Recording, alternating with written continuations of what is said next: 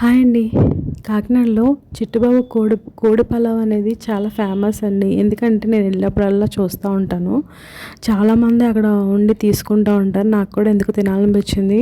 అందుకని చెప్పేసి మా హస్బెండ్ వచ్చేటప్పుడు ఇంకా లంచ్ చేయట్లేదు, వచ్చేటప్పుడు మీరు తీసుకొచ్చేయండి అని అంటే సరే తీసుకొస్తాను తీసుకొచ్చారనమాట. డ్యూటీ నుంచి వస్తూ ఇంకా ఎలా ఉందో మీకు రివ్యూ ఇవ్వాలనుకుంటున్నాను. నేను ఫస్ట్ టైం తింటున్నాను, అందుకని చెప్పేసి మీకు కూడా చూపించాలనుకుంటున్నానండి.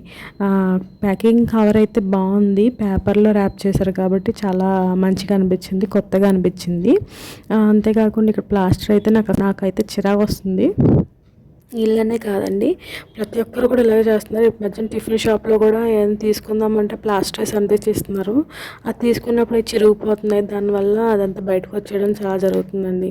కానీ ఇది అంటే వీడియోలోకి వచ్చేస్తే అంటే పలావ్ ఎలా ఉందంటే ఓపెన్ చేసిన వెంటనే స్మెల్ అయితే చాలా బాగా వచ్చిందండి. అరోమా తెలుస్తుంది మంచిగా, పలావ్ స్మెల్ అనేది.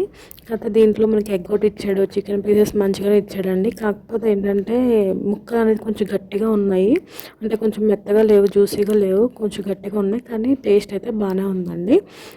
దాంతోపాటు ఇక్కడ గ్రేవీస్ అవి ఇచ్చారు కదా, దాని గోంగూర ఏదో గ్రేవీ ఉందండి, అది చాలా ఘాటుగా ఉంది. చాలా బాగా స్పైసీ లవర్స్కి అయితే బాగా ఇష్టంగా తింటారు.